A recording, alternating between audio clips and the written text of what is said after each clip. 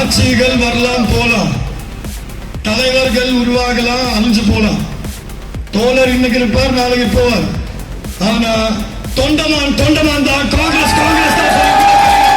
தயவு செய்து நான் உங்க எல்லார்கிட்டயும் ஒரே ஒரு விஷயம் சொல்றேன். உங்களோட தசை மாறாம இருந்தா சரி.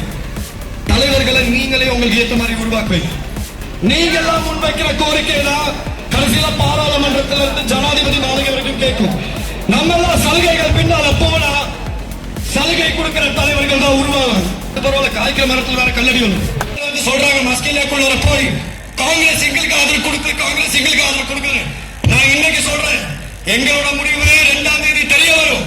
ஆனா இன்ன வரைக்கும் நான் வெளிப்படையா சொல்றேன், காங்கிரஸ் மக்கள் பக்கம் தான். 30 வருஷம் மலையகத்துல இல்லைன்னா மலையகமே ஒரு மயான பூமியா மாறி இருக்கு. அவர் காலப்பகுதிக்கு அந்த மாதிரி அரசியல் தான் தேவைப்பட்டுச்சு, அந்த மாதிரி அரசியல் தான் செஞ்சது. எவ்வளவு பேர் விமர்சிச்சாங்க, ஒரு பதில் அவர் திருப்பி சொல்லல. அதுக்கு காரணம் ஏன்? ஏன்னா ஆட்சிகள் வரலாம் போலாம், தலைவர்கள் உருவாகலாம், அழிஞ்சு போலாம்.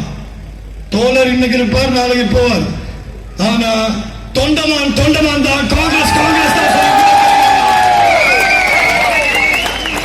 நான் மட்டும் நல்லா இருக்கணும், பக்கத்து வீட்டுக்கார எக்கேடோ கெட்டு போகணும்னு நினைச்சா வீடு திட்டத்தை கேளுங்க. ஆனா நாம், நம்ம சமூகம், நம்ம ஊரு, என் பக்கத்து வீடு, என் பக்கத்து ஊரு, எல்லாரும் இந்த சமூகமே நல்லா இருக்கணும்னு நினைச்சா நம்ம வைக்க வேண்டிய நிபந்தனை என்ன? காணி உரிமை மட்டுமே நிரந்தரமானது. ஆனா அதை நம்ம விட்டு கொடுத்துட்டு இருக்கோம். தயவு செய்து நான் உங்க எல்லார்கிட்டயும் ஒரே ஒரு விஷயம் சொல்றேன். உங்களோட தசை மாறாம இருந்தா சரி. தலைவர்களை நீங்களே உங்களுக்கு ஏற்ற மாதிரி உருவாக்குவீங்க. இங்க வந்திருக்கிற அனைவருக்கும் என் நன்றியை நான் தெரிவிச்சுக்கிறேன்.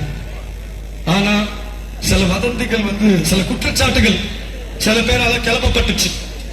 முக்கியமான குற்றச்சாட்டு, அது பரவாயில்ல, காய்க்கிற மரத்தில் வேற கல்லடி ஒண்ணு. சில பேர் இல்ல நான் என்ன சொல்றேன், நீங்க எல்லாம் யோசிச்சு பாருங்க. இன்னைக்கு நீங்க இவ்வளவு நேரம் வந்து காத்திருந்து நான் சொன்ன விஷயம் எல்லாத்தையும் அமைதியா கேட்டீங்க. அதுக்கு நான் உண்மைக்கு தலைவணங்கி நன்றி சொல்றேன். ஏன்னா மேதனும் நாங்க இந்த மாதிரி வச்சதுக்கு காரணம் அதான். ஏன்னா நாங்க சும்மா கூட்டத்தை காமிச்சிட்டு ஓடி போயிடணும்னு எங்களுக்கு அந்த இஷ்டம் இல்லை. எங்களை பொறுத்த வரைக்கும் நாங்க உங்களை பொறுப்பெடுத்திருக்கோம். உங்களுக்கு ஒரு நல்லதோ கெட்டதோ நாங்க தான் அதை பாரம் எடுத்தாகணும். அப்படி இருக்கும் போது நம்ம வீட்டுக்குள்ள இருக்க சுத்தத்தையும் மன்னிக்கிறோம், நம்ம வீட்டுக்குள்ள இருக்க அழுக்கையும் சுத்தம் செய்யணும். நான் ஏன் இதை சொல்றேன்னா, 5 வருஷமா நம்ம ஏத்துக்கணும். காங்கிரஸ் 11 சபைகள்ல ஒரு ஆட்சி அமைச்சிச்சு. சில சபைகள் நேரடி ஆட்சி அமைச்சோம், மீதி சபைகள் ஆதரவு கொடுத்து ஆட்சி அமைச்சோம். ஆனா அப்படி இருக்கும் போது குறைபாடுகள் இருந்துச்சு, இல்லைன்னு சொல்ல முடியாது. அதுக்கு முக்கியமான காரணம் 3 விஷயங்கள். முதல் முக்கியமான விஷயம், மறைந்த தலைவர் ஆறுமுக தொண்டமான் அவர்களின் திடீர் மறைவு. மறைந்த தலைவர் ஆறுமுக தொண்டமான் அவர்களின் திடீர் மறைவு யாரும் எதிர்பாராத ஒரு விஷயம்.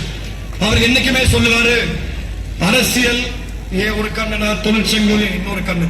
அந்த 2 கண்ணையும் எங்க கிட்ட கொடுத்து அவருக்கு அதை பொறுப்பெடுக்கிறது ஒரு பெரிய பெரிய வேலை.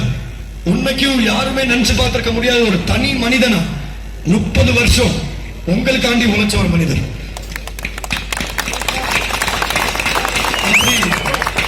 அப்படி இருக்கும்போது அரசியல் மற்றும் தொழிற்சங்கத்தை பார்க்க வேண்டிய பொறுப்பு எங்க கிட்ட இருந்துச்சு. 2வது, யாரும் எதிர்பாராத விதத்துல கொரோனா தொற்று நோய் எல்லாரையும் பாதிச்சிச்சு. அது மட்டும் இல்லாம பொருளாதார நெருக்கடி. இந்த சவால்களுக்கு மத்தியில தான் நாங்க வேலை செஞ்சோம். நீங்க எல்லாரும் சிந்திச்சு பாருங்க. நிறைய பேர் மறைந்த தலைவர் அது மட்டும் இல்லாம இந்திய அரசாங்கத்துக்கிட்ட பேசி, உங்க எல்லாருக்கும் தெரியும், பிரதமர் மோடி வந்திருந்தாரு. எதிரணியில நாங்க போய் சந்திச்சோம். 2013 சோனியா காந்தி அம்மையார் மூலமா 4000 வீடு திட்டத்தை மறைந்த தலைவர் ஆர்வ தொண்டமான் எடுத்தார். 2017 நல்லாட்சி அரசாங்கத்துல 10,000 வீடுகள் பிரதமர் மோடியூடாக வந்துச்சு. நான் இருக்கும் போது 19 ஆசிரியர்களை நாங்க இந்தியாவில இருந்து கொண்டு வர வச்சு பல்லாயிரக்கணக்கான குழந்தைகளுக்கும் ஆசிரியர்களுக்கும் பயிற்சி கொடுத்தோம். ஸ்டெம் எஜுகேஷன் வளரணும். 63 ஸ்மார்ட் கிளாஸ் ரூம் திட்டத்தை நாங்க உருவாக்கி கொண்டு வந்தோம். கல்விக்கு அதிகமான அளவு நிதி ஒதுக்கீடு செலவு பண்ணோம். ஆனாலும் இன்னைக்கு பிரதமர் மோடி வந்துட்டு போனார். மலையகத்துக்கு என்ன கிடைச்சிச்சு? அது அவரோட தப்பு இல்ல. கேட்கறதுக்கு அரசாங்கத்தில் நம்ம உறுப்பினர்களுக்கு திராணி இல்லை. அதான் உண்மை. உங்க எல்லாரும் பொறுத்த வரைக்கும் நீங்க ஒரு விஷயம் புரிஞ்சுக்கணும். ஜனாதிபதி யார் வராது முக்கியம் இல்ல, மலையகத்தை ஆள போறது யாருன்னு தான் முக்கியம். ஏன்னா அடிக்க அடிக்க அம்மியும் நவரும், அது நம்மளுக்கு தெரிஞ்சாகணும். இன்னைக்கு வந்து ஜனாதிபதி எப்பேற்பட்ட மனிதராக இருந்தாலும் சரி, அவரோட பிரதிகள் இன்னைக்கு எங்க இருக்காங்க? தேர்தலுக்கு முன்னால அவ்வளவு பேசினாங்க. எல்லாத்தையும் விடுங்க, மலையகத்தை விடுங்க, அவங்க பறந்து வளர தோட்டத்துக்கு என்ன பண்ணிருக்காங்கன்னு சொல்லுங்க. இதுக்கு காரணம் ஆனாலும் நான் உங்கள்கிட்ட சொல்றேன், அவங்கள விமர்சிக்கிறது என்னோட நோக்கம் கிடையாது. அவங்களோட என்னோட சகோதரர்கள் தான், சகோதரிகள் தான். யாரையும் விமர்சிச்சு அரசியல் செய்யணும்னு எனக்கு எந்த அவசியமும் இல்லை. ஆனா யதார்த்தம் புரிஞ்சுக்கணும்.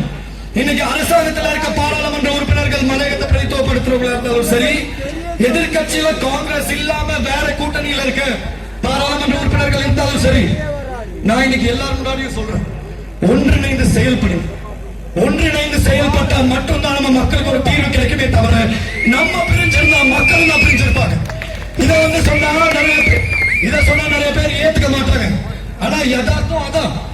இன்னைக்கு வந்து நிறைய பேர் நம்ம பிரதித்துவத்தை வச்சு அரசியல் செய்யறாங்க, நம்மள பகடிக்காய பாவிக்கிறாங்க.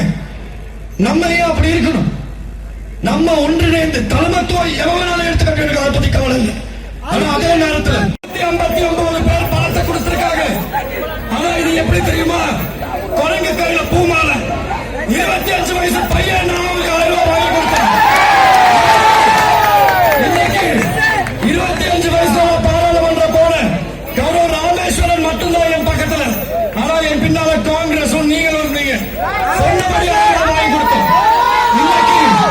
இன்னைக்கு தோழருக்கு வந்து 1700 ரூபாய் சொல்லியிருக்காரு. வரவேற்க வேண்டிய விஷயம். நாங்க வந்து காங்கிரஸ் என்ன பண்ணிருக்குன்னு கேட்க வச்சிருக்காங்க. உன்னைக்கு மன அர்த்தத்தை கொடுக்குது. அதனால வரலாறு சொல்லி வாக்கு கேட்கல. ஏன்னா இன்னைக்கு நிறைய பேர் வரலாறு தெரிஞ்சவங்க தெரியாத மாதிரி நடிக்கிறாங்க. தூங்குறவங்களை எழுப்பலாம், தூங்குற மாதிரி நடிக்கிறவங்க எழுப்பவே முடியாது. அப்படி இருக்கும்போது நான் வெளிப்படையா ஒரு விஷயம் உங்கள்கிட்ட சொல்றேன், உங்கள்கிட்ட வெளிப்படையா பேசுறேன். இதுவரைக்கும் காங்கிரஸ் பொறுத்த வரைக்கும் நாங்க பண்ண தவறு என்ன தெரியுமா? இனிப்பான பொய் உங்க யார்கிட்டயும் நாங்க வந்து சொல்ல, கசப்பான உண்மைகளை சொல்லணும்.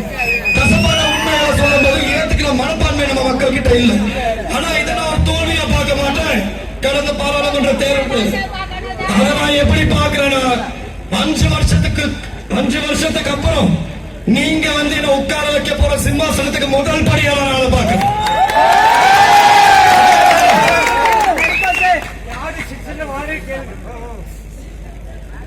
இவருக்கு இருக்க ஆர்வம் கூட நிறைய பேருக்கு இல்லையா? ஆனா நான் உங்க எல்லாருக்கிட்டையும் ஒரே ஒரு விஷயம் சொல்றேன் பாருங்க.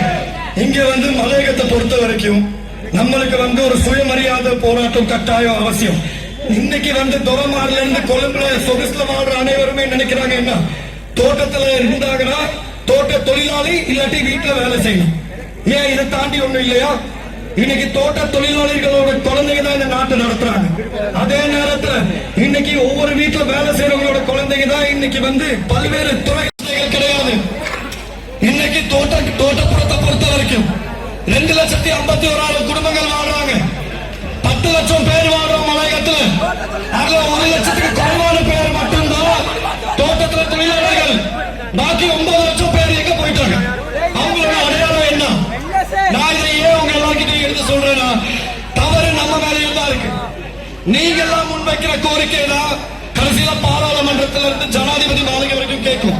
நம்ம எல்லாம் சலுகைகள் பின்னால போனா சலுகை கொடுக்கிற தலைவர்கள் தான் உருவாவாங்க. அதே நேரத்தில் உரிமைகளை கேட்டா உரிமைகளை வென்றெடுக்கக்கூடிய தலைவர்கள். அதே நேரத்தில் நீங்க எல்லாரும் யோசிச்சு பார்க்கணும். இன்னைக்கு வந்து இங்க கைத்தட்டலுக்காண்டி யாரும் இங்க வந்து பேசல. மக்கள் நீங்க ஒரு விஷயம் புரிச்சுக்கணும். இன்னைக்கு நம்மளுக்கு ஒரு அடையாள பிரச்சனை. இளைஞர் யுவதிகள், ஆசிரியர்கள், பல்வேறு துறையில் இருக்க முக்கியஸ்தர்கள், நிறைய